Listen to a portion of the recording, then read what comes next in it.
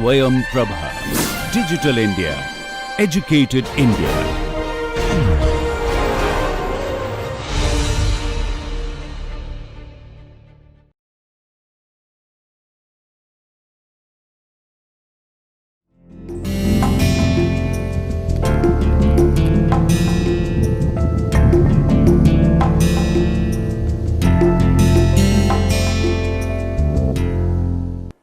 Hello friends, तो introduction to are software के course में आप सभी का बहुत बहुत स्वागत है। पिछले लेक्चर में हम लोगों ने ग्राफिकल टूल्स के बारे में बात करी थी और हमने बार चार्ट की बात करी थी और उसमें हमने ये देखा था कि बार चार्ट को हम किस कॉन्सेप्ट की बेसिस पे तैयार करते हैं और बार चार्ट से हमको कैसे इंटरप्रिटेशन मिलता है।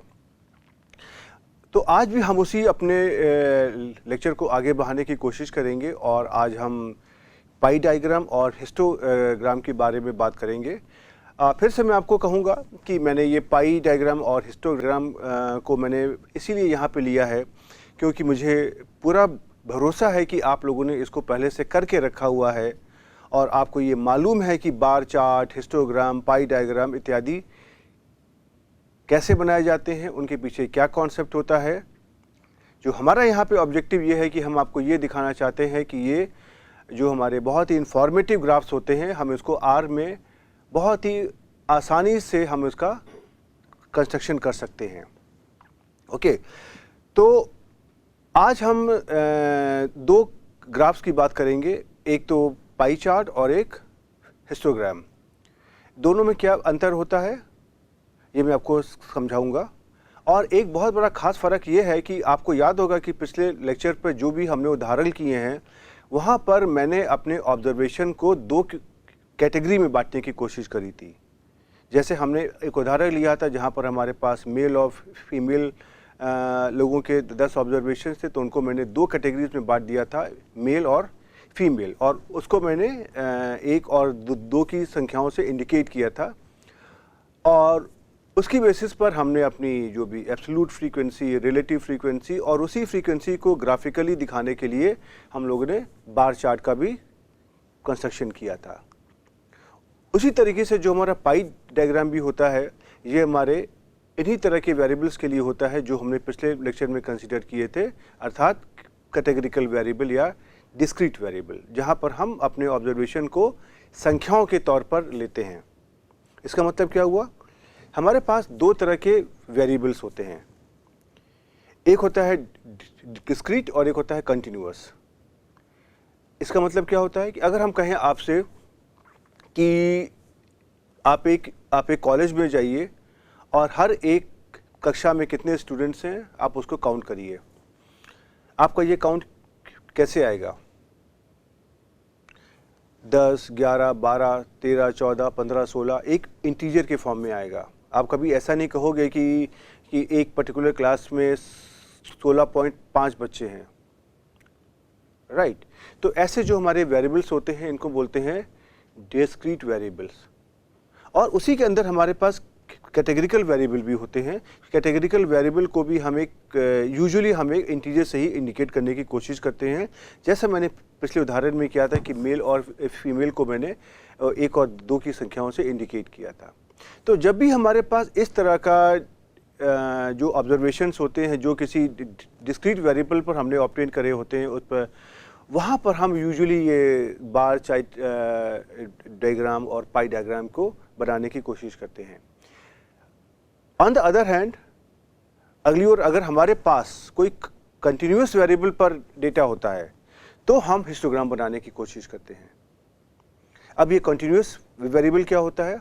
जैसे कि अगर हम एक आपको मैं बहुत ही आसान सी भाषा में समझाने की कोशिश कर रहा हूँ कि अगर हमारे पास मान लीजिए कोई ऐसा वेरिएबल है जो हमारा एक रियल वैल्यूज़ को के ऊपर ऑब्जर्वेशन ले सकता है, अर्थात कि जैसे कि हम कहें हाइट आपकी 150 सेंटीमीटर भी हो सकती है और 150.1 सेंटीमीटर भी हो सकती है और 150.05 सेंटीमीटर भी हो सकती है और साथ ही 150.2, 150.3, 150.25 मीटर भी हो सकती है।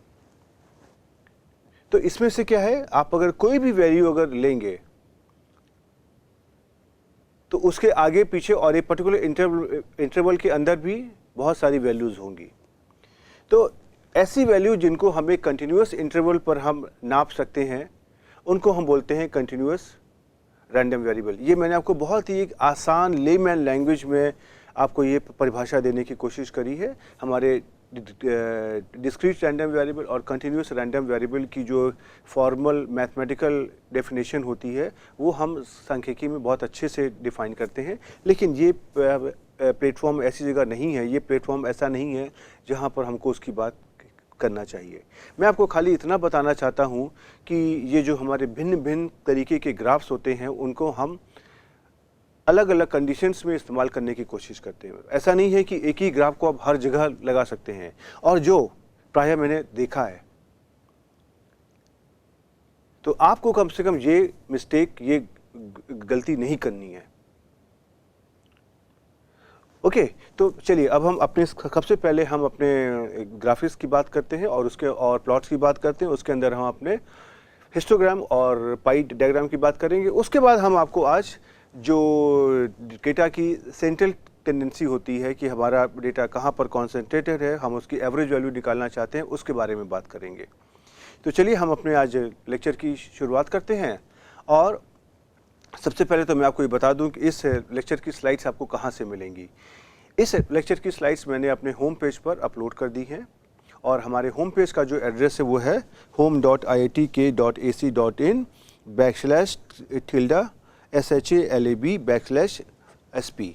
और इसके अंदर जब आप आएंगे तो आपको आपके कोर्स की फाइल PDF फॉर्मेट्स में मिल जाएंगी, जिसको आप डाउनलोड कर सकते हैं।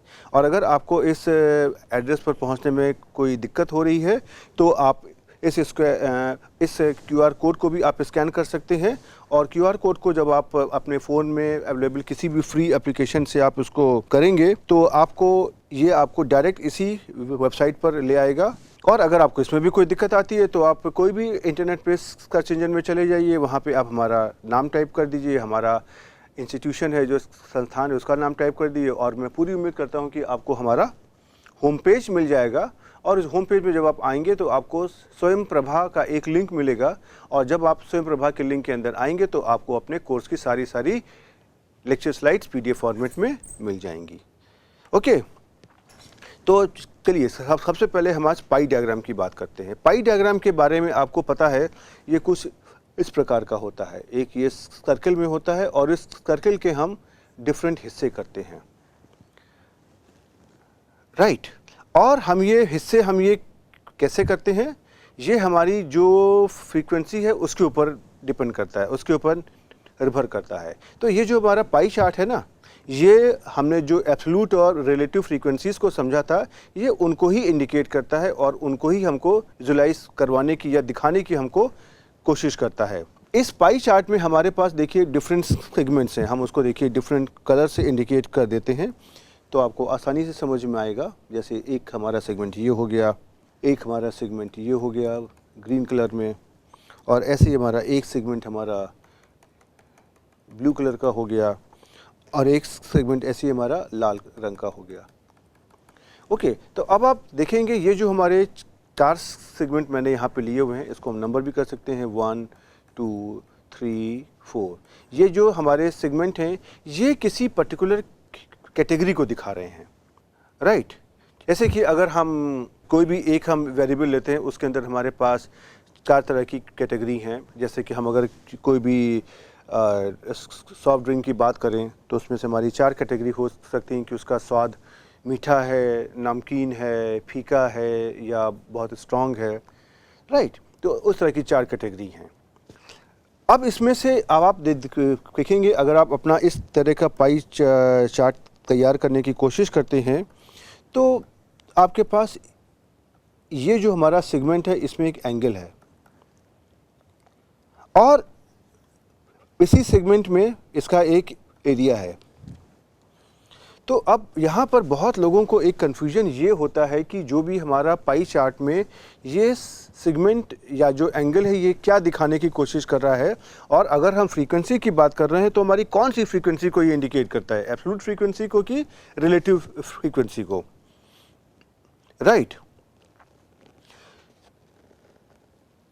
तो अब आपको एक जो सबसे बड़ी बात तो ये ध्यान देना है कि इस सेगमेंट का जो साइज़ है ये हमारा रिलेटिव फ्रीक्वेंसी के ऊपर डिपेंड करता है, और इस सेगमेंट का साइज़ क्या होगा, ये इसका एंगल जो इसका कोण बना हुआ है, ये वाला कोण, ये इसको डिसाइड करता है और हम एरिया उसको विजुलाइज करता है। लेकिन हम जो हम पाई चार्ट को हम जब समझने की बात करते हैं या जो हम उसके कंस्ट्रक्शन की बात करते हैं तो हम उसके एंगल से उसकी बात करते हैं, एरिया से बात नहीं करते हैं। लेकिन जब हमारा पाई चार्ट तैयार हो जाता है तो ये ऑब्वियस हो जाता है कि अगर कोई भी सेगमेंट का एंगल कम है या किसी एंगल का सेगमेंट ज़्यादा है तो उसका एरिया भी उसी प्रपोर्शन में आगे बढ़ता जाएगा। लेकिन ये बात आपको ध्यान में रखना है कि जब भी आप पाई चार्ट को बनाने की कोशिश कर रहे हैं तो हर एक सेगमेंट का साइज़ उसके एंगल पर डिपेंड करता है, और एंगल हम कैसे निकालते हैं, वो होता है फ्रीक्वेंसी इंटू 360 डिग्री। ओके, अब बात ये आती है कि इसको अगर इस तरह का पाई चार्ट हमको अगर अपने आर सॉफ्टवेयर में तैयार करना है तो उसको कैसे किया जाए। तो पाई चार्ट को आर सॉफ्टवेयर में तैयार करने के लिए हमारा कमांड होता है पाई, PIE, पाई, राइट। आपको यहाँ पे एक ध्यान ये रखना है, एक हमारा और होता है PI, पाई। ये जो पाई होता है ये हमारा ये जो सिंबल होता है पाई इक्वल टू 22/7 या अप्रॉक्सीमेटली 3.14, ये उसको इंडिकेट करता है। लेकिन यहाँ पे जो हमारी स्पेलिंग है वो है PIE। और जब भी हम इस पाई के थ्रू हम अपना पाई चार्ट बनाने की कोशिश करते हैं तो पैरेंथेसिस में हमको अपना जो डेटा होता है जिसके ऊपर हम अपना पाई चार्ट बनाने की कोशिश करते हैं, और उसके साथ में जो उसका हम फिर नाम देने की कोशिश करते हैं उसको हमें LABELS लेबल से दिखाते हैं। यहाँ पर आपको एक बात का जो ध्यान रखना है वह ये है कि जब हम यहाँ पे x की बात करते हैं तो अब आप ये बताइए मुझको कि हम पाई डायग्राम काहे के लिए तैयार कर रहे हैं, इंडिविजुअल वैल्यूज़ पर कि कैटेगरीज पर। हम इसको इंडिविजुअल जो कैटेगरीज है उसके ऊपर बात करते हैं। तो जब अगर हमारे पास कोई भी रॉ डेटा आता है तो मेरा सबसे पहला काम होगा कि मैं उसको कैटेगरीज में कन्वर्ट करूं, और उस डेटा को मैं जो भी हमारा डेटा है हम उसको जो भी हमारी दी कैटेगरी हैं उसमें हम उसको डिवाइड करने की कोशिश करें। ऐसे उदाहरण के लिए हमने जब एक एग्जाम्पल लिया था जहाँ पर मैंने 10 मेल और फीमेल कैंडिडेट्स को हमने 2 कैटेगरीज में डिवाइड किया था, मेल और फीमेल में। तो जो भी आपकी कैटेगरीज में डेटा आता है आपका पाई चार्ट उसके ऊपर तैयार होगा। जो आपका ओरिजिनल डेटा है उसके ऊपर पाई चार्ट नहीं तैयार होगा। ये आपको बिल्कुल ध्यान में बैठाना है। और इसका अर्थ क्या है कि जब भी आप यहाँ पर x की बात करेंगे तो x की बात करने के लिए आपको अपने डेटा को पहले टेबल से हैंडल करना होगा, राइट। आपने एक कमांड पढ़ा था TABLE। आपने इसमें क्या किया था, आपने अपने डेटा को कैटेगरीज में डिवाइड करने की कोशिश करी थी। तो जो आपका यहाँ पर x आएगा ये आपका टेबल कमांड को इस्तेमाल करते हुए आएगा। ये आपको ध्यान रखना है, ये बहुत ही कॉमन मिस्टेक है जो लोग करते हैं। अब हम देखिए यहाँ पे एक छोटा सा उदाहरण लेते हैं और इसी आपको उदाहरण को मैं आपको करने की कोशिश करूँगा। ये वही एग्जाम्पल है जो हमने पिछले लेक्चर में लिया था, जहाँ पर हमारे पास 10 लोग हैं और उनको मैंने मेल और फीमेल की कैटेगरी में डिवाइड किया है, और मैंने मेल को इंडिकेट किया है 2 से और फीमेल को इंडिकेट किया है 1 से। और इनका हमारे ये जो भी डेटा हमारा था इसको मैंने एक वेरिएबल में स्टोर कर लिया है, उसका नाम है जेंडर, GENDER, राइट। आप ये देख सकते हैं कि ये यही हमारा डेटा यहाँ पे लिखा हुआ है। ओके, अब हम इसका पाई चार्ट तैयार करने की कोशिश करते हैं। और चलिए हम ये डेटा को यहाँ पे कॉपी कर लेते हैं और हम इसको आर कंसोल में आकर के पेस्ट कर देते हैं। तो ये हमारा डेटा आ गया है कुछ ऐसा। ओके, अब हम इस वेरिएबल पर अपना पाई चार्ट तैयार करते हैं। तो मैंने कर दिया पाई और पैरेंथेसिस में लिख दिया वेरिएबल का नाम टेंडर, और देखिए हमको ये ऐसा ग्राफ मिल गया। अब मुझे ज़रा ये बताइए, क्या आपको ऐसे ही ग्राफ की उम्मीद थी? यहाँ पे देखिए कैटेगरीज दी हैं 1 2 3 4 5 6 7 8 9 10। जहाँ तक मुझको लगता है हमारे पास तो सिर्फ 2 ही कैटेगरीज थी, एक मेल और एक फीमेल, और जिसको मैंने कैटेगरी नंबर 1 और 2 से डिवाइड किया हुआ है। देखिए यहाँ पे 2 1 2 करके। अब देखिए ये वही मिस्टेक है जो बहुत लोग करते हैं, और हमने बार चार्ट के केस में भी इस मिस्टेक के बारे में आपको बताया था कि होता क्या है कि बहुत सारे सॉफ्टवेयर में जो हमारा कमांड होता है वो ऐसा ही होता है कि आपने पाई लिखा और ब्रैकेट में आपने अपने जो आपका वेरिएबल है आपने उसका नाम दे दिया। लेकिन आर में क्या है कि आपने जो डेटा लिया है उसकी जो कैटेगरीज हैं उसके ऊपर आपको पाई चार्ट तैयार करना है। तो इसका मतलब ये है कि जो आपने वेरिएबल लिया है इसके ऊपर पहले आपको टेबल कमांड का इस्तेमाल करना है, जिससे कि ये डेटा आपका कैटेगरीज में डिवाइड हो जाए, और उसके बाद में आपको उसका पाई चार्ट बनाना है। तो देखिए मैंने यहाँ पे कर दिया पाई टेबल जेंडर, और यहाँ पे जब मैंने उसको एंटर किया तो देखिए हमारा ये ग्राफ बन के आ गया। अब यहाँ पे देखिए आपकी इसकी 2 कैटेगरीज है, कैटेगरी 1 जो यहाँ पे देखिए डिफाइन हो रही है, और कैटेगरी 2 जो देखिए यहाँ पे डिफाइन हो रही है। जो कैटेगरी 1 है वो आपकी सफ़ेद रंग की है, और जो कैटेगरी 2 है वो आपकी ब्लू कलर की है। अब जो वाइट और ब्लू कैटेगरीज का जो रंग है और जो उसका सेगमेंट है, जैसे जो वाइट कैटेगरी है उसका देखिए सेगमेंट ये है, राइट, और ब्लू कैटेगरी का सेगमेंट यहाँ से यहाँ तक है पूरा, देखिए जहाँ तक मेरा कर्सर चल रहा है, राइट। तो इन कैटेगरी के जो साइज को देख करके आपकी एब्सोल्यूट या जो रिलेटिव फ्रीक्वेंसी का मैग्नीट्यूड है इसके बारे में आप इस ग्राफ से देख करके अंदाज़ा लगा सकते हैं। अब देखिए यहाँ पर मैं आपको एनालिटिकल और ग्राफिकल टेक्निक के बारे में भी बताना चाहूँगा कि दोनों का कंपैरिजन कैसे होता है।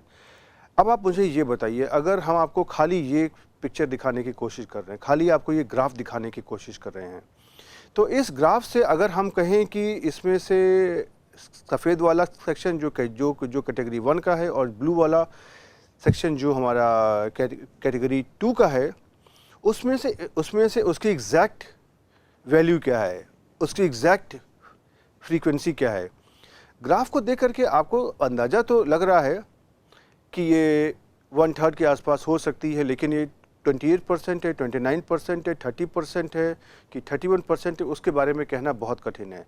लेकिन अगर आपको इसके बारे में पता करना एग्जैक्ट, तो उसके लिए हम जो आपके एनालिटिकल टूल्स होते हैं हम उसकी सहायता लेते हैं, जो था हमारा टेबल, और उसके ऊपर आपने वेरिएबल से एब्सोल्यूट फ्रीक्वेंसी आप या रिलेटिव फ्रीक्वेंसी आप निकाल सकते हैं, राइट। तो देखिए यहाँ से आपको पता चल जाएगा कि आपके पास कैटेगरी 1 में 30% और कैटेगरी 2 में 70% जो आपको यहाँ पे दिखाई पड़ रहा है। लेकिन इस ग्राफ को देख करके शायद आपको एग्जैक्टली कहना कि 30% या 70% है थोड़ा सा कठिन होगा। तो यहाँ पर मैंने आपको ये भी उदाहरण देने की कोशिश करी तो कि आपके जो ग्राफिकल टूल्स होते हैं और एनालिटिकल टूल्स होते हैं दोनों एक साथ काम करते हैं, दोनों हमको एक ही इंफॉर्मेशन को दिखाने की कोशिश करते हैं, लेकिन दोनों के अपने अलग अलग एडवांटेजेस होते हैं। इस ग्राफ को देख करके आपको इस अपने पूरे डेटा के बारे में बहुत कुछ एक साथ पता चल जाएगा जो आपको ऐसा शायद ना पता चले। ओके, जो ग्राफिकल का जो हमारा प्रोसीजर होता है वो कुछ ऐसे ही होता है, जैसे कि आज के समय में अगर हम कोई स्माइली अगर बना करके भेज देते हैं कि अगर हम कोई एक स्माइली ऐसी बना देते हैं ये वाली, तो इसका मतलब होता है कि वो जो इंसान बहुत ही खुश है, और अगर हम एक स्माइली ऐसी बना देते हैं तो इसका मतलब है कि आदमी खुश नहीं है। तो ग्राफिकल हमारे जो ग्राफिकल प्रोसीजर हैं, जो हमारे ग्राफ्स हैं, ये एक स्माइली की तरह ही होते हैं। अब यहाँ पे देखिए हम आपको अब देखिए यहाँ पर हमने अभी जो भी आर कंसोल में किया है ये मैंने उसी का मैंने यहाँ पे आउटकम आपको दिखाने की कोशिश करी है। और जहाँ पर आपने क्या किया है, आपने क्या गलती करी हम लोगों ने कि यहाँ पे पाई कमांड के साथ में यहाँ मैंने सीधे सीधे वेरिएबल का नाम के दिया है। इसीलिए ये जो हमारे आप देखेंगे, ये जो हमारे छोटे वाले सेगमेंट हैं, ये हमारे 1 को डिनोट कर रहे हैं, और जो बड़े वाले सेगमेंट हैं ये हमारे 2 को डिनोट कर रहे हैं, राइट। तो देखिए ये तो हमारा तरीका गलत है, ओके, क्योंकि हमको अपने वेरिएबल को पहले कैटेगराइज करना है, कैटेगरी में डालना है, फिर मुझे उसको तैयार करना है। तो देखिए अब हम सही तरीके से अपना अगर हम पाई चार्ट बनाने की कोशिश करते हैं तो हम यहाँ पे पाई टेबल, और टेबल के साथ हम अपना वेरिएबल का नेम देंगे, और फिर ये हमारा पाई चार्ट बन जाएगा जो हमको कैटेगरी 1 और कैटेगरी 2 के बारे में बता रहा है। अब इसके अलावा जब हम इस पाई चार्ट को बनाने की कोशिश करते हैं तो हमारे पास यहाँ पे बहुत सारे ऑप्शंस होते हैं। यहाँ पे हम इसका नाम दे सकते हैं, जो हमने यहाँ पे 1 और 2 दिया हुआ है, हम इसमें से कैटेगरी का कुछ जो हम नाम देना चाहें हम उसको दे सकते हैं। जो हमारे इसके कलर्स हैं उन कलर्स को हम चेंज कर सकते हैं, इत्यादि इत्यादि बहुत सारे ऑप्शंस होते हैं। और जैसा कि आपने देखा था कि बार चार्ट में भी हमने हेल्प की में जो हमको दिया हुआ था हमने उसकी सहायता ली थी, उसी तरीके से हम यहाँ भी हेल्प की सहायता लेंगे। और पाई कमांड के अंदर हमको बहुत सारे ऑप्शन दिए हुए हैं, और जब भी हम अपना एक अच्छा पाई चार्ट तैयार करना चाहेंगे तो हम उन इंस्ट्रक्शंस को वहाँ से देख करके हम अपना पाई चार्ट तैयार कर सकते हैं। ओके, अब हम एक और उदाहरण लेते हैं। ये हमारा वही उदाहरण है जो हमने पिछले लेक्चर में लिया था और जिसके ऊपर मैंने अपना बार चार्ट तैयार करने की कोशिश करी थी। तो ये हमारे एग्जाम्पल में क्या है कि एक दुकान है जिसकी हमारी 3 ब्रांचेस हैं, और वो ब्रांचेस हमारी कोई भी शहर के ईस्टर्न साइड में, वेस्टर्न साइड में और सेंट्रल साइड में है। और उन दुकानों को हम 1, 2 और 3 से क्रमशः दिखाने की कोशिश करते हैं। और इन दुकानों से हमारा जो भी ऑर्डर आता है वो यहाँ से सप्लाई होता है। तो इनका जो ऑर्डर के कहीं एक सेंट्रलाइज प्लेस पर फ़ोन से आता है, सेंट्रलाइज जगह पे, और जो भी एरिया जिस एरिया से करीब होता है, जो जहाँ से हमारा ऑर्डर आया होता है, उस दुकान से वहाँ से सामान की सप्लाई हो जाती है। तो यही वाला यहाँ पे 100 सप्लाई का जो ये डेटा लिया गया है, और उसमें ये दिखाने की कोशिश करी गई है कि जो हमारे 100 ऑर्डर थे उनका सामान किन किन दुकानों से सप्लाई हुआ है, ईस्टर्न, वेस्टर्न और सेंट्रल, अर्थात कैटेगरीज 1, 2 और 3। अब हम इसी डेटा का हम जरा सा पाई चार्ट तैयार करने की कोशिश करते हैं। तो अब आप यहाँ पर देखेंगे, आप अगर तो देखिए क्या आपको कुछ ऐसे ही पाई चार्ट की उम्मीद थी? ये तो गलत है। देखिए आपने यहाँ पे फिर से यही गलती करने की कोशिश करी है कि यहाँ पे आपने लिख दिया है वेरिएबल का नाम, और साथ में लेकिन होना क्या चाहिए था, यहाँ पर पहले इसको आपको टेबल फॉर्म में करना है, और टेबल फॉर्म में करके आपको फिर यहाँ पे आपको इसको कैटेगराइज करने की कोशिश करनी है। चलिए अब हम इस कर्व को आपको हम आर कंसोल में दिखाने की कोशिश करते हैं। हम अपने इस डेटा को यहाँ पे कॉपी कर लेते हैं, और देखिए हम बनाते हैं यहाँ पे पाई, DIRECTION। ओके, ये देखिए ये कर्व मिल गया। ये तो आपको नहीं चाहिए था, ये तो रॉन्ग है, गलत है। अब आपको पता है कि ये क्यों गलत है। अब आप यहाँ पे वेरिएबल की जगह कर देंगे टेबल और वेरिएबल नेम को। देखिए ये आपको यही वाला कर्व तो यहाँ पे मिल गया। लेकिन आपने यहाँ पे ध्यान दिया, एक बहुत बड़ी बात मैं आपको फिर से बताना चाहूँगा कि आपका जो भी यहाँ पे डेटा होता है ये आपका कैटेगरी का डेटा है। ओके, तो अब हम अपने पाई डायग्राम को समझने के बाद अब हम आते हैं अगले टॉपिक पर, हिस्टोग्राम। ओके, हिस्टोग्राम के बारे में देखिए आप सभी को आइडिया है। मैं ऐसा बिल्कुल नहीं मान सकता कि कोई भी कैंडिडेट हमारा ऐसा होगा, कोई भी स्टूडेंट ऐसा होगा जिसने शायद कक्षा 8, 9 में हिस्टोग्राम के बारे में शायद ना देखा हो। और अगर नहीं भी, अगर आपने कहीं पे आपको किसी कोर्स में पढ़ाया गया होगा, आपने इसकी फ़ोटो बहुत देखी होगी अखबारों में। ये कुछ इस तरह की नहीं होती है, आपने देखा अक्सर इस तरह का ग्राफ बना होता है, और यहाँ से हम कुछ कंपेयर करने की कोशिश करते हैं। इसको ही बोलते हैं हिस्टोग्राम, राइट। अब जो हमारा हिस्टोग्राम होता है उसके अंदर एक बहुत ख़ास बात होती है कि यूजुअली ये हमारा जो कंटिन्यूअस वेरिएबल होता है, कंटिन्यूअस डेटा होता है, उसके ऊपर ये तैयार किया जाता है। और जो भी हमारा कंटिन्यूअस डेटा होता है उसको हम पहले कैटेगरी में बांटने की कोशिश करते हैं। और यहाँ पे कैटेगरी में बांटने का हमारा जो तरीका होता है, जो कि बार प्लॉट में था, उससे थोड़ा सा अलग होता है। कि जैसे अगर हम कहें, मान लीजिए हमारे पास से कुछ स्टूडेंट की हाइट दी हुई है, suppose 150 centimetre, 150.5 centimetre, 160 centimetre, 162 centimetre, 168 centimetre, 175 centimetre, right, 148 centimetre and so on. तो देखिए, और इसको हम फ्रैक्शन में भी लिख सकते हैं कि अगर हम कह दें 153.5 सेंटीमीटर और जो भी। अब इस तरह का जो हमारा न्यूमेरिकल वैल्यूज़ होती हैं उनको भी हम एक कैटेगरीज में डिवाइड कर सकते हैं। जैसे हम यहाँ पे कैटेगरीज बनाएंगे, सारी की सारी हाइट जो हमारी 145 से 150 सेंटीमीटर के बीच में आएंगी, राइट। यहाँ पे हमारी कितनी वैल्यूज़ आएंगी? 1, 2 वैल्यूज़। तो ये हमारी क्या हो गई? फ्रीक्वेंसी। और उसी तरह से हम अगला कैटेगरी बना देंगे 150 से 155 सेंटीमीटर। तो यहाँ पे हमारी क्या हो जाएंगी?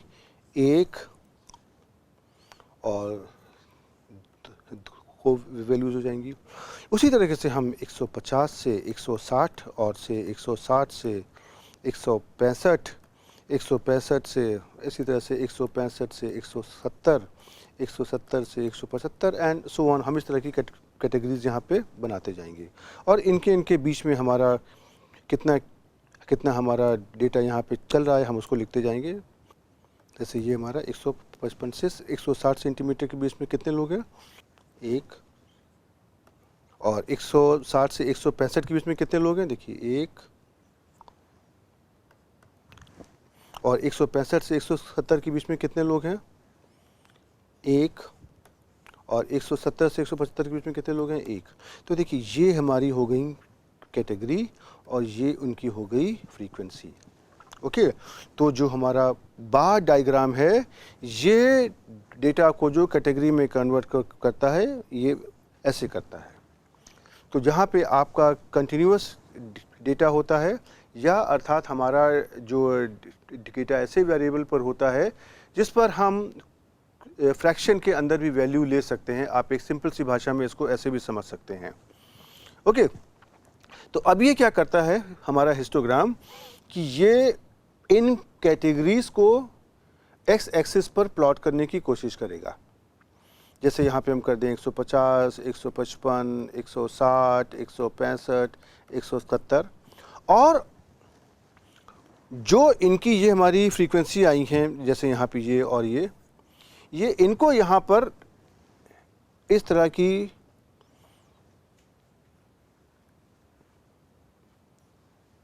आपकी ब्लॉक्स बनाएगा और या इसको हम कह सकते हैं कि इस तरह का स्ट्रक्चर बना करके उसमें दिखाने की कोशिश करेगा। अब यहाँ पर आपको एक खास बात क्या ध्यान रखनी है कि जब आपने इसके पहले बार चार्ट का कंस्ट्रक्शन किया था तो इसमें क्या था, यहाँ पर बार चार्ट में जो आपकी बार्स बनती थी इनकी जो हाइट है ये आपकी फ्रीक्वेंसी के प्रोपोर्शनल होती थी। लेकिन हिस्टोग्राम के अंदर भी आप बार चार्ट तरीके का चार्ट बनाने की कोशिश कर रहे हो, लेकिन इसमें ख़ास बात क्या है कि ये जो आपकी बार्स बनी हुई हैं ये हाइट की जगह जो इसका एरिया है, जो इसका क्षेत्रफल है, ये इसके प्रोपोर्शनल होती हैं, राइट।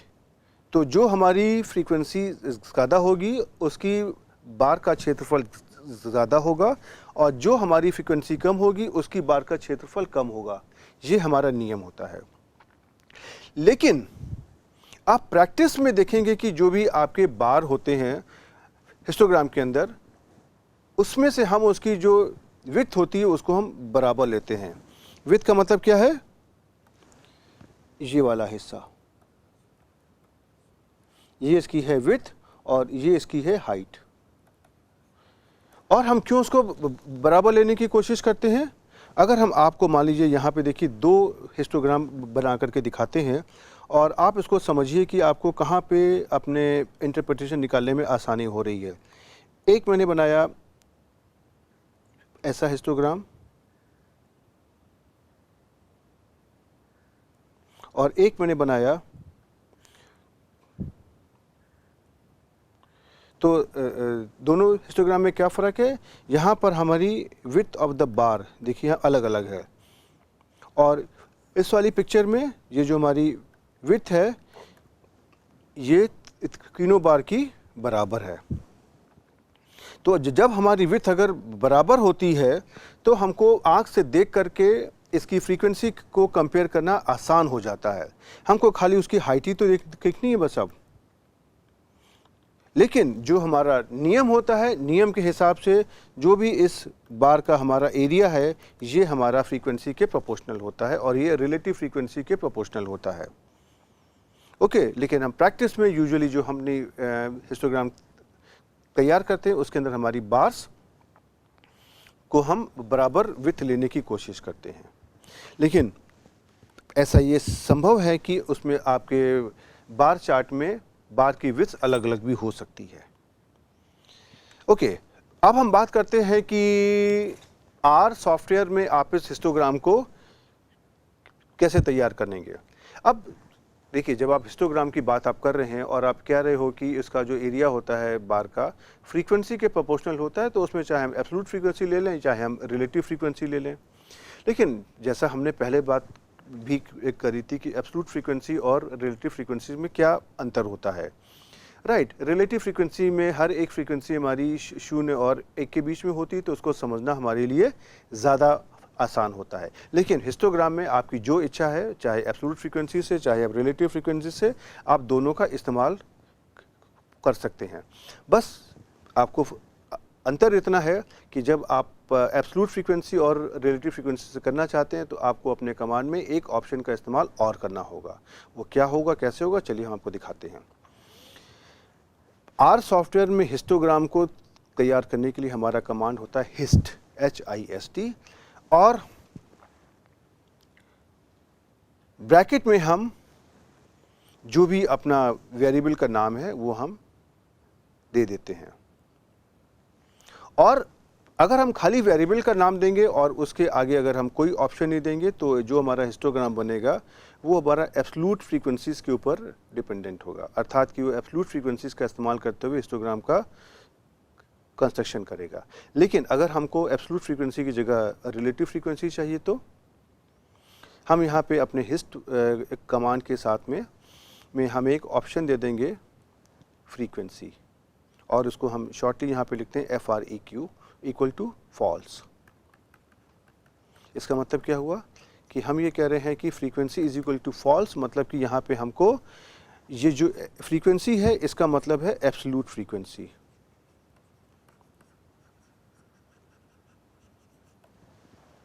राइट, तो हम ये कह रहे हैं कि एब्सोल्यूट फ्रीक्वेंसी फॉल्स है, अर्थात हमको एब्सोल्यूट फ्रीक्वेंसी नहीं चाहिए। तो क्या चीज़ चाहिए? हमको चाहिए रिलेटिव फ्रीक्वेंसी, जो उसकी उल्टा उसका कंक्लूजन आएगा।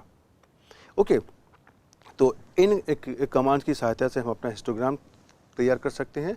अब जब आप हिस्टोग्राम तैयार करने की बात करेंगे ना, तो इसमें से आपके पास बहुत सारे ऑप्शंस आएंगे, अर्थात जैसे कि आप इसकी विड्थ को कंट्रोल कर सकते हैं, आप इनकी हाइट को कंट्रोल कर सकते हैं, आप यहाँ पे कुछ अपना जो कुछ अगर टाइटल देना चाहें तो आप टाइटल दे सकते हैं, जो इन बार्स का कलर होता है आप उसको चेंज कर सकते हैं, एंड सो ऑन। बहुत सारे ऑप्शंस होते हैं। तो हम आपसे यही रिक्वेस्ट करेंगे कि आप हिस्टोग्राम में जो हेल्प होती है आप उसको देखने की कोशिश करें। उसके लिए आप हेल्प और पैरेंथेसिस में डबल कोट्स में लिख दिए HIST, HIST, आपको सारा डिटेल मिल जाएगा। ओके, हम आपको यहाँ पे एक कुछ उदाहरण लेकर के आपको हम दिखाने की कोशिश करते हैं। राइट, तो पहले तो हम आपको एक छोटा सा उदाहरण लेते हैं उसी डेटा के ऊपर जो हमने अभी इस्तेमाल किया है। तो देखिए, ये हमारा 10 वैल्यूज़ हैं ऑन द कैटेगरी 1 एंड 2। यहाँ पर एक कैटेगरी और दो कैटेगरी से हम जो भी हमारे लोग हैं उनका जेंडर दिखाने की कोशिश कर रहे हैं कि वो मेल हैं कि फीमेल हैं। और अब हम एक काम करते हैं, इसी वेरिएबल पर, इसी जेंडर वेरिएबल पर हम हिस्टोग्राम बनाने की कोशिश करते हैं। तो आप देखेंगे यहाँ पे, ये देखिए ऐसा कुछ ये बन करके आ जाएगा। अब आप मुझे सोच के बताइए क्या ये सही है? आप देखिए यहाँ पे आपकी कैटेगरीज हैं 1 से 1.2, फिर यहाँ से 1.8 से 2, और ये इसकी हाइट है। ये एक बहुत ही कॉमन इशू है जिसको मैं यहाँ पर आप सभी को एड्रेस करना चाहूँगा। आपको क्या लगता है कि ये क्या हिस्टोग्राम सही है कि गलत है? देखिए ये तो कुछ ऐसा बता रहा है ना कि 1 से 1.2 के बीच में कुछ यहाँ पे कितनी वैल्यूज़ हैं? 7। 1.8 से 2 के बीच में कितनी वैल्यूज़ हैं आपकी? 3। लेकिन ये 1.2 कहाँ से आ गया? 1.8 कहाँ से आ गया? इसके पीछे कारण हमारा ये है कि जैसा आपको मैंने बताया कि हिस्टोग्राम हमारा जो कंटिन्यूअस वेरिएबल है उसके ऊपर काम करता है। हिस्टोग्राम हमारा यूजुअली जो भी कंटिन्यूअस वेरिएबल पे डेटा आता है वहाँ पर हम बनाते हैं। लेकिन यहाँ पर आपका क्या था, ये जो डेटा आपका है, ये डेटा आपका काहे पर है? ये आपका डिस्क्रीट वेरिएबल पर है, और ये इनफैक्ट आपका एक कैटेगरिकल वेरिएबल है। कैटेगरिकल वेरिएबल का क्या मतलब है कि आपने अपने पूरे डेटा को मेल और फीमेल को 1 और 2 की 2 कैटेगरीज में बांटा हुआ है। तो देखिए यहाँ से आपको जो भी इंटरप्रिटेशन मिलेगा वो देखिए वो तो सही नहीं है कि यहाँ पे आपकी जो वैल्यूज़ हैं वो खाली 1 पर हैं और 2 पर हैं। ये 1.8 और 1.2 पे तो कोई वैल्यू आपकी है ही नहीं, राइट? तो मैंने यहाँ पे ये मिस्टेक करी है, और मैं आपसे रिक्वेस्ट करूँगा कि ऐसी मिस्टेक आपको नहीं करना चाहिए। जब आपके पास कंटिन्यूअस डेटा है तो आप उसको बनाने की कोशिश करिए, राइट? जैसे उदाहरण के लिए मैंने एक 100 वैल्यूज़ का एक डेटा सेट लिया है, जिसमें है कि कोई भी हमारी दुकान है, वहाँ से हमारे ग्रॉसरी आइटम्स हमारे सप्लाई होते हैं, और जो हमारे एक पर्टिकुलर समय पर 100 ऑर्डर की सप्लाई हुई है, उन 100 ऑर्डर की वैल्यू क्या है, अर्थात उसमें से कितना कितना पैसा दिया गया है, उसके बारे में लिखा हुआ है। तो ये जो यहाँ पे वैल्यूज़ लिखी हुई हैं, जैसे 903, 491, ये दिखा रही हैं कि ऑर्डर नंबर 1 हमारा 903 रुपये का था, और ऑर्डर नंबर 2 हमारा 491 रुपये का था। ऐसे ही हमारा ऑर्डर नंबर 3 हमारा 493 रुपये का था। हाँ, ये आपका पैसे में भी हो सकता है, ये ऐसा भी हो सकता है 493.25, राइट? तो ये आपका क्या है? ये आपका कंटिन्यूअस डेटा है, और इस डेटा को मैंने देखिए एक वेरिएबल में स्टोर कर लिया है, उसको मैंने नाम दे दिया है अमाउंट्स, राइट? अब हम इस डेटा पर देखिए पहले हम अपना हिस्टोग्राम तैयार करने की कोशिश करते हैं, और फिर देखते हैं कि आपका क्या होगा, और फिर मैं आपको हिस्टोग्राम के बारे में कुछ बातें और बताने की कोशिश करूंगा जो आपने शायद अब तक नहीं सोची हैं। राइट? मैंने अपना ये देखिए वेरिएबल मैंने यहाँ पे तैयार कर लिया। इस वेरिएबल का नाम है अमाउंट्स, राइट? ये देखिए आपका वेरिएबल आ गया। अब हम इस वेरिएबल के ऊपर हम अपना हिस्टोग्राम बनाने की कोशिश करते हैं, राइट? तो देखिए ये कैसा बन गया, और यही वाला हिस्टोग्राम देखिए मैंने यहाँ पर पेस्ट कर दिया है, जो अपनी स्लाइड में, जहाँ से हम उसको समझने की कोशिश करते हैं। अब जिस तरह से हम इस हिस्टोग्राम पर ध्यान देते हैं और ये देखते हैं कि इसमें हमारे इंटरप्रिटेशन कैसे आते हैं। देखिए पहली बात तो ये है कि यहाँ पर आपने फ्रीक्वेंसी के बारे में कुछ भी नहीं लिखा हुआ है, तो आपका डिफ़ॉल्ट क्या होता है? Frequency true. ये आपकी कौन सी फ्रीक्वेंसी है? एब्सोल्यूट फ्रीक्वेंसी है। तो इसीलिए आप देखेंगे यहाँ पर जो उसकी वैल्यूज़ आई हैं, ये आपकी देखिए 5, 10, 15 हैं। तो इन वैल्यूज़ को देख करके आपको ये पता चल जाएगा कि आपका हिस्टोग्राम एब्सोल्यूट फ्रीक्वेंसी पर है कि रिलेटिव फ्रीक्वेंसी पे। अगर वो रिलेटिव फ्रीक्वेंसी पे होगा तो इसकी जो आपकी वैल्यूज़ होंगी वो आपकी 0.1, 0.2, 0.3 करके होंगी। ओके, अब देखिए यहाँ पे आप ये लेते हैं, ये आपकी है पहली बार। आप इसकी लिमिट देखिए क्या है? 400 से 500, और यहाँ पे क्या लिखा हुआ है? अमाउंट्स। अर्थात इस हिस्टोग्राम ने क्या किया, ये जो आपको वैल्यूज़ दी हुई हैं, यहाँ से इसने उन कस्टमर का डेटा निकाल लिया या उसने उन ऑर्डर्स की वैल्यूज़ निकाल ली जो वैल्यूज़ हमारी 400 से 500 के बीच में थी, राइट। जैसे आप देखिए 496, 424, राइट, ये 440, 486, और इन वैल्यूज़ को उसने काउंट कर लिया, जैसे 1, 2, 3, 4, और उसने पूरे डेटा में काउंट कर लिया और उसने उसकी एब्सोल्यूट फ्रीक्वेंसी निकाल ली और उसने इस हाइट पर इसकी बार को तैयार कर दिया। तो अब आप ये देख सकते हैं कि ये जब इंटरवल हमारा आता है 400 से 500 के बीच में, तो ये मुझको बहुत ही क्लियरली दिखा रहा है कि इसमें हमारा 400 से 500 के बीच की वैल्यूज़ हैं, राइट। और यही अगर हमारा कैटेगरी वेरिएबल होता तो हमको ये दिखाने की कोशिश नहीं करता है, वहाँ पे हमारा 1 और 2 खाली होता है। और इसी तरीके से देखिए इस हिस्टोग्राम ने पूरे डेटा को 400 से 500, 500 से 600, 600 से 700, 700 से 800, 800 से 900 और 900 से 1000 इन कैटेगरीज में डिवाइड कर दिया खुद ब खुद,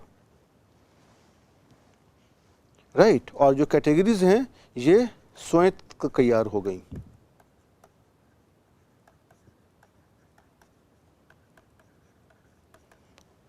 राइट। यहाँ पे आपने अपने हिस्टोग्राम में टेबल कमांड का इस्तेमाल नहीं किया और उसको आपको करने की आवश्यकता भी नहीं है, राइट। तो हिस्टोग्राम में जब आप अपना हिस्टोग्राम तैयार करेंगे तो आपको हिस्टोग्राम के साथ में, हिस्ट के साथ में आपको खाली अपने वेरिएबल का नाम देना है, और जब बार चार्ट या पाई डायग्राम तैयार करेंगे तो आपको अपने कमांड के साथ में जो भी वेरिएबल का नाम देना है वो टेबल के साथ देना है, ये आपको याद रखना है।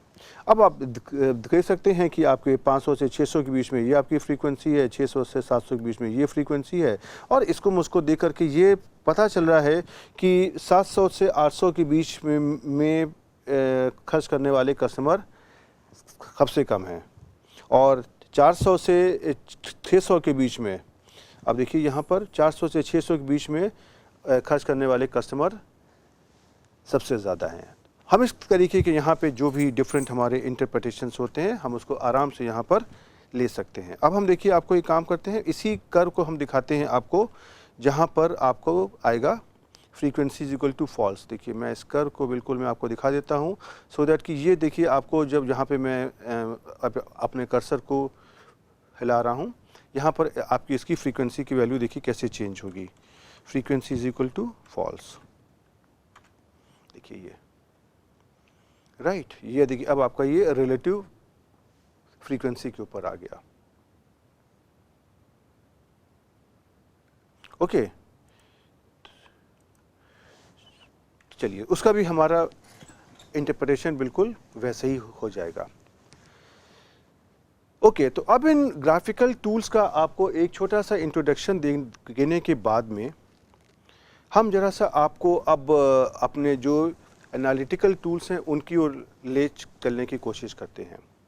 तो जैसा मैंने बात करी थी अपने पहले के लेक्चर्स में कि जब भी आपके पास कोई डेटा आता है तो डेटा हमारा डीफ एंड डम्ब होता है, अर्थात ना कुछ वो अपने आप से बोल सकता है और ना ही वो आपकी बातों को सुन सकता है, लेकिन उस डेटा के अंदर बहुत सारी हमारी इंफॉर्मेशन छुपी होती है जो आपको अपने स्टैटिस्टिक्स के टूल्स को, चाहे वो एनालिटिकल टूल हों चाहे वो ग्राफिकल टूल हैं, उनकी सहायता से उस इंफॉर्मेशन को बाहर निकालना होता है।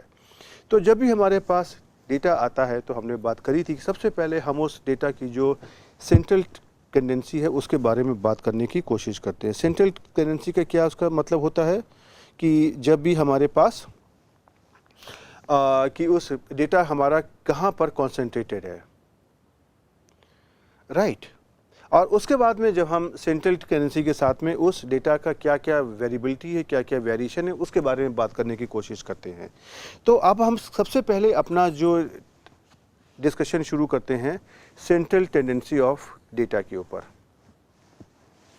Right. Central tendency of data के ऊपर करेंगे और उसके बाद में हम इसको कैसे मेजर करते हैं, हमारे पास क्या क्या मेजर्स होते हैं, उनके पीछे क्या लॉजिक होता है और उनको हम आर में कैसे करते हैं, उसके बारे में हम बात करेंगे। अब तो सबसे पहले आप जरा से ये देखिए, ये आपको क्या दिखाई पड़ रहा है। हो सकता है कि आपको अपने स्क्रीन पर ठीक से ना दिखाई पड़े, तो मैं इसका फ़ॉन्ट साइज़ बढ़ाने की कोशिश करता हूँ और फिर मैं आपसे पूछता हूँ कि ये आपको क्या दिखाई पड़ रहा है।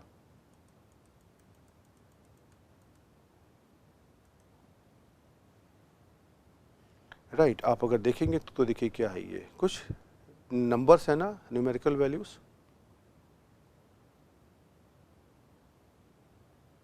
देखिए कितने सारे वैल्यूज़ हैं। अब इसको जरा से मैं छोटा कर देता हूँ सो दैट कि आप उसको एक ही साथ पूरी स्लाइड में देख सकें। आपको ये जो एक नंबर्स का जैसे पूरा एक ट्रायंगल बना हुआ है, बहुत सारे नंबर्स ही नंबर्स लिखे हुए हैं, इसको देख करके आपको क्या समझ में आ रहा है? शायद कुछ भी नहीं। अब देखिए ऐसी ही कंडीशन में हमारे जो स्टैटिस्टिक्स के टूल आगे आते हैं और वो हमारी सहायता करने की कोशिश करते हैं। ओके, अब ये हमको जैसे कि अगर मुझे पता करना है कि ये जो भी हमारा न्यूमेरिकल डेटा है इसकी सेंट्रल टेंडेंसी क्या है, अर्थात इसकी एवरेज वैल्यू क्या है, ये वैल्यूज़ हमारी किस वैल्यू के आसपास निहित हैं और इनका आपस में वेरिएशन भी क्या है। हमने मीन और वेरिएशन दोनों की मैंने बात करी थी। तो जब भी हम अपने सेंट्रल टेंडेंसी ऑफ डेटा की बात करते हैं तो इसमें हमारे पास बहुत सारे टूल्स हैं, right, arithmetic mean, geometric mean, harmonic mean, median, mode etcetera. तो अपने इस सेंट्रल टेंडेंसी ऑफ डेटा के जो भी हमारे टूल्स होते हैं उनको समझने के पहले हमारे लिए ये बहुत आवश्यक है कि हम ये समझ लें कि इसके हमारे सिंबल्स और नोटेशन क्या होते हैं। यूजुअली आप जब भी कभी सांख्यिकी में काम करेंगे तो हम कहते हैं कि late x1 x2 xn be a random sample। इसका मतलब क्या होता है? और डेटा सेट। तो ये x1 x2 xn क्या होते हैं? यूजुअली लोग इसको देख करके प्राय लोग इसको देख करके थोड़ा सा परेशान हो जाते हैं कि ये क्या चीज़ है।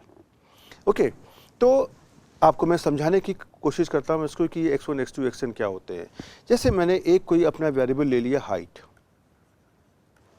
राइट, आप इसको ध्यान से समझिएगा। अब मैंने हाइट के ऊपर मैंने सपोज 5 लोगों का मैंने डेटा इकट्ठा करना शुरू किया। तो मैंने 5 लोगों को मैंने अपने सैंपल में लिया अपने और उनकी मैंने वैल्यू पूछी।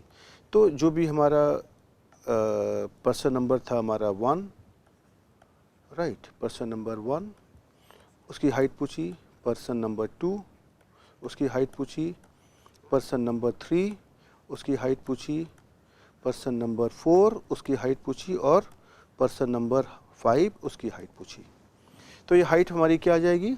सपोज किसी ने कहा 150 सेंटीमीटर, किसी ने कहा 152 सेंटीमीटर, किसी ने कहा 160 सेंटीमीटर, किसी ने कहा 165 सेंटीमीटर और किसी ने कहा 158 सेंटीमीटर, राइट।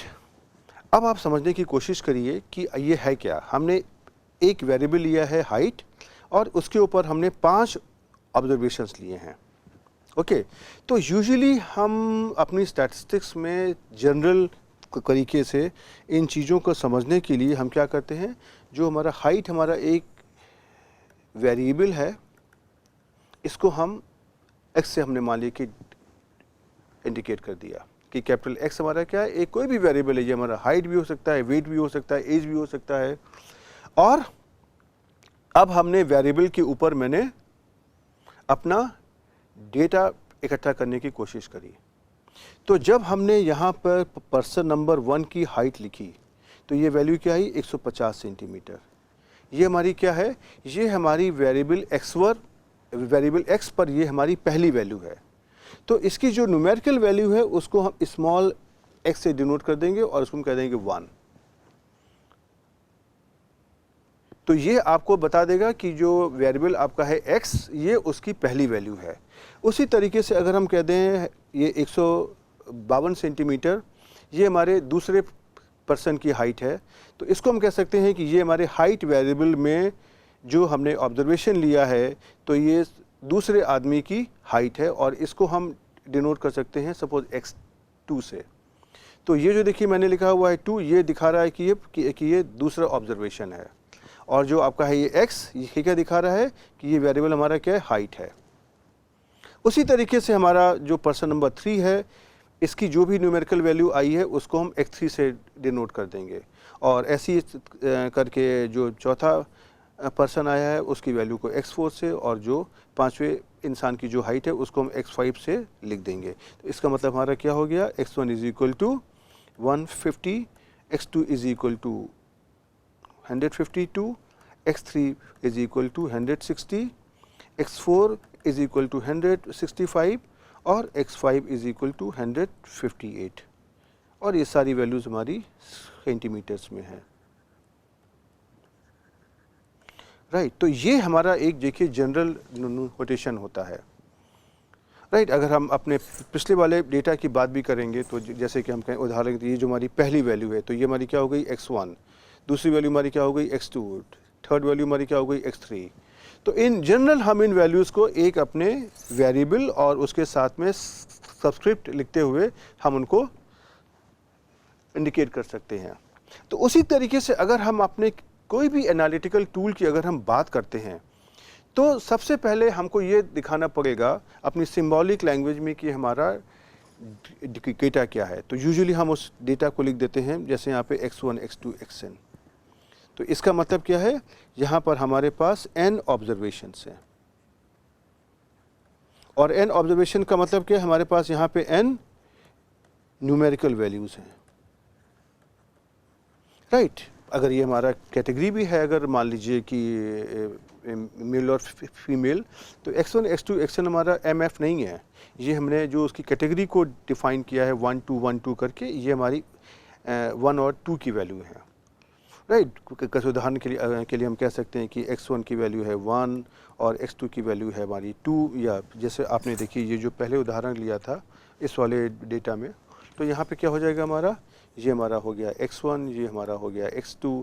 जहाँ पे हमने जेंडर की बात करी थी कि हमारे पास 10 लोग हैं और उनका हमने कैटेगराइज डेटा लिया है, तो इसी तरह से हम यहाँ पे देखिए हम आपको इन वैल्यूज़ को ही x3, x4, x5, x6, x7, x8, x9 और जो अंतिम वैल्यू है उसको मैंने x10 से डिनोट कर दिया। राइट, तो इन जनरल अब आपको इस बात से कंफ्यूज होने की या घबराने की कोई आवश्यकता नहीं है, जबकि हम जब भी कभी हम आज से x1, x2, xn की बात करेंगे तो आपका ये x1, x2, xn है क्या, और हम ये मानेंगे कि जब हमको इस न्यूमेरिकल वैल्यू को अगर मुझको अपने R सॉफ्टवेयर में इस्तेमाल करना है तो हमको इसको जो भी हमारा एक सूटेबल डेटा फॉर्मेट है उसमें देना पड़ेगा।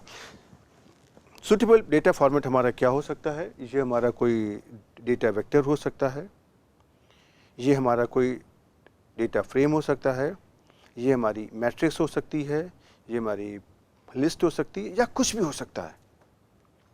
तो यूजुअली हमारा जो एक सिंबल नोटेशन रहेगा कि जब हम इस नीले कलर में ब्लू फ़ॉन्ट में, ब्लू कोरियर न्यू फ़ॉन्ट में लिखेंगे तो इसका मतलब है कि ये हमारा डेटा वेक्टर है और इसके अंदर मैंने सूटेबल फ्रेमवर्क में अपनी न्यूमेरिकल वैल्यूज़ को स्टोर कर दिया है। और उसके बाद हम आपको ये बताने की कोशिश करेंगे कि हम जो भी कुछ निकाल रहे हैं उसके पीछे हमारा सांख्यिकी का नियम क्या है, क्या हमारा उसका मैथमेटिक्स का फार्मूला है, और उसको हम आर में कैसे निकालेंगे। जैसे उदाहरण के लिए अभी आपको यहाँ बता देते हैं और अगले लेक्चर में हम इसको फिर से इसके बारे में डिटेल में बात करेंगे। जैसे कि अगर मुझे अर्थमेटिक मीन के बारे में अगर बात करना अगर है तो अर्थमेटिक मीन के बारे में आप सभी ने पढ़ के रखा हुआ है। तो इसका फार्मूला क्या होता है, ये x bar is equal to 1/n summation xi i goes from 1 to n। इसका मतलब क्या हो गया कि हमको जो भी x1, x2, xn की यहाँ पर से वैल्यू आई हैं सबका हमको सम निकालना है, x1 plus x2 plus up to here xn, जो भी हमारी न्यूमेरिकल वैल्यूज़ आई हैं उनका मुझे सम निकालना है और टोटल नंबर ऑफ़ वैल्यूज़ हमारी हैं n, इससे हमको इसको डिवाइड करना है। तो ये फार्मूले के ऊपर जब हम अपना डेटा सेट निकाल देंगे तो हमको यहाँ पे कोई एक न्यूमेरिकल वैल्यू मिल जाएगी। राइट, अब इस कंप्यूटेशन को जब हम r से करेंगे तो ये हमारी न्यूमेरिकल वैल्यू क्या होगी, उसका हमारा कमांड क्या होगा, ये मुझे खाली आपको बताने की आवश्यकता है। ऐसे उदाहरण के लिए मीन के केस में हम लोग बहुत बार कर चुके हैं, इसलिए मैंने ये वाला उदाहरण यहाँ पे लिया हुआ है। जैसे इसका कमांड हमारा होता है मीन ऑफ x। तो इसका हमारे कहने का तात्पर्य सिर्फ इतना है कि आप अपना कमांड लिखिए मीन, और उसके बाद में आप अपना डेटा वेक्टर यहाँ पे लिख दीजिए x, और इसके बाद आपको इसका आउटकम मिल जाएगा। Right, okay. तो चलिए अब हम यहाँ पे रुकते हैं, और इस लेक्चर में मैंने आपको पाई चार्ट, हिस्टोग्राम के बारे में बात करी। मैंने आपको जो भी central tendency of the data होती है इसके बारे में हमने आपको पिछले लेक्चर में भी काफ़ी बातें करी थी, और इस लेक्चर में मैंने आपको एक जो भी हमारे सांख्यिकी के एनालिटिकल टूल्स होते हैं, हम पहले उसकी बात करने जा रहे हैं। तो हमने आज जो सेंट्रल टेंडेंसी को मेजर करने के लिए हमारे पास जो टूल्स होते हैं उसके बारे में आज इंट्रोडक्शन लिया है, और हमने ये समझने की कोशिश करी है कि जब भी कभी हम अपने एनालिटिकल टूल्स को लिखने की कोशिश करेंगे तो आप उसको समझेंगे कैसे, उसका हमारा क्या लिखने की हमारी भाषा होगी, और उसको मैंने आपको एक मीन फंक्शन के थ्रू आपको समझाने की कोशिश करी है। अब अगले लेक्चर में हम इस टॉपिक को आगे बढ़ाएंगे, और जो भी हमारे सेंट्रल टेंडेंसी को मेजर करने के लिए बहुत से ऑप्शंस होते हैं, जैसे mean, median, mode, harmonic mean, geometric mean, उसकी बात करेंगे, और साथ में हम उसमें डेटा वेरिएशन की भी बात करेंगे, और साथ ही हम उसमें अपने आर कमांड्स को भी समझने की कोशिश करेंगे। तो आप पाई चार्ट और हिस्टोग्राम को बनाने की कोशिश करिए। आपको ध्यान में रखनी है, पाई के केस में जो भी आपको डेटा देना है वो हरदम कैटेगरिकल डेटा होगा, डिस्क्रीट वेरिएबल पर होगा, और जो आर कमांड में आपको डेटा के ऊपर पहले टेबल कमांड का यूज़ करना होगा, फिर आपको पाई चार्ट तैयार करना है।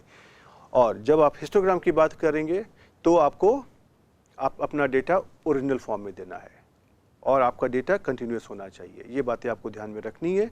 तो इन बातों को ध्यान में रखते हुए आप छोटा सा उदाहरण लीजिए और हिस्टोग्राम और पाई चार्ट को प्लॉट करने की प्रैक्टिस करिए, और मैं आपको अगले लेक्चर में मेजर ऑफ सेंट्रल टेंडेंसी को समझाने के लिए फिर से आऊँगा। तब तक के लिए गुड बाय।